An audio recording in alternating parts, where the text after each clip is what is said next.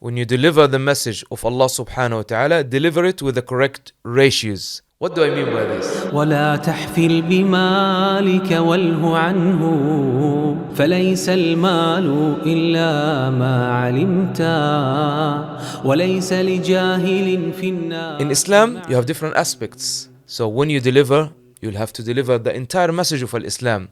But what about these aspects? Give each one the right and the correct ratio within your speech, within your delivery. One of them that has to be always there. It has to be with all aspects. That is la ilaha illallah. The aqidah. Everything has to be related. Whatever you're going to speak about, you must relate it to that iman, to that aqidah, to that belief in Allah subhanahu wa ta'ala alone, with all the explanation of this. But we can talk about moralities. We can talk about staying away from certain behaviors. We can talk about being kind to other people. We can talk about politics. We can talk about al-jihad fi sabilillah. We can talk about knowledge. We can talk about following the sunnah of our Rasul sallallahu alaihi wasallam, and so on and so forth. But you have to give the correct ratios in everything and make your speech balanced. Why is that? Because there is a danger here. Sometimes we focus on one aspect and we start like talking over and over again about that specific issue until that people think that this is al-Islam. Imagine you have one blank sheet and then that blank sheet, white sheet, and you have a red line in the middle. If you look at the sheet, that red line takes about, let's say maybe 5% or 10% of the whole sheet. But if you fold it, and you can only see the red line, and you show it to someone, they said this is a red paper. But if you open it, they will see that actually the redness is just 10% of it. This is exactly what happens when we try to deliver the message in an incorrect ratio. To emphasize and give much emphasis on something, on one aspect of Islam, neglecting the rest of that.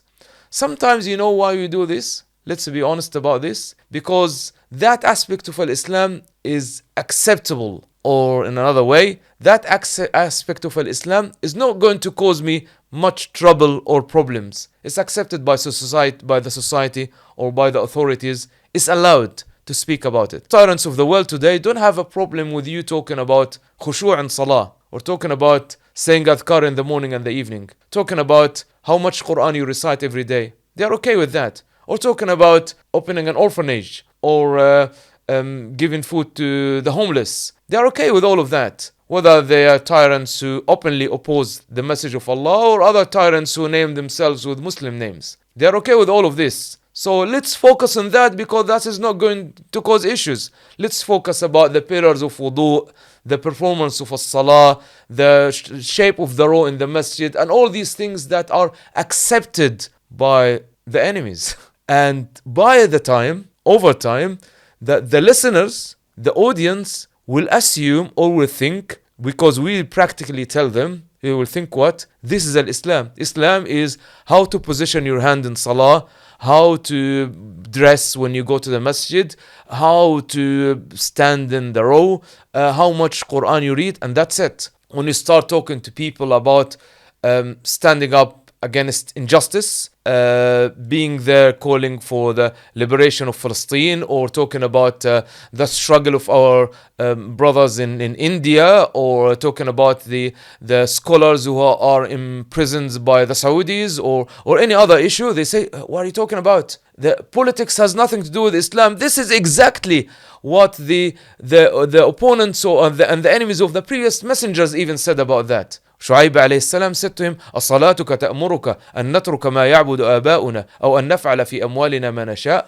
Go and pray. Why you come and tell us to conduct our transactions in this way or in that way? Just focus in your own private life. They said some similar things to Lut, but they when they saw them preaching this, talking about this, they didn't want to hear this. So in our speech, in our approach, when we deliver the message of Allah, we need to understand that concept of ratio.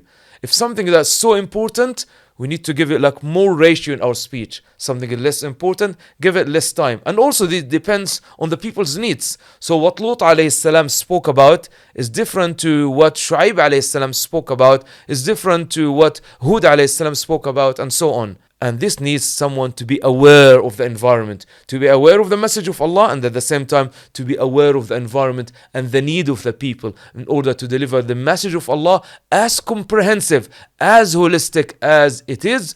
Wallah subhanahu wa ta'ala accepts from us and from everyone. Wassalamu alaikum wa rahmatullahi wa barakatuh.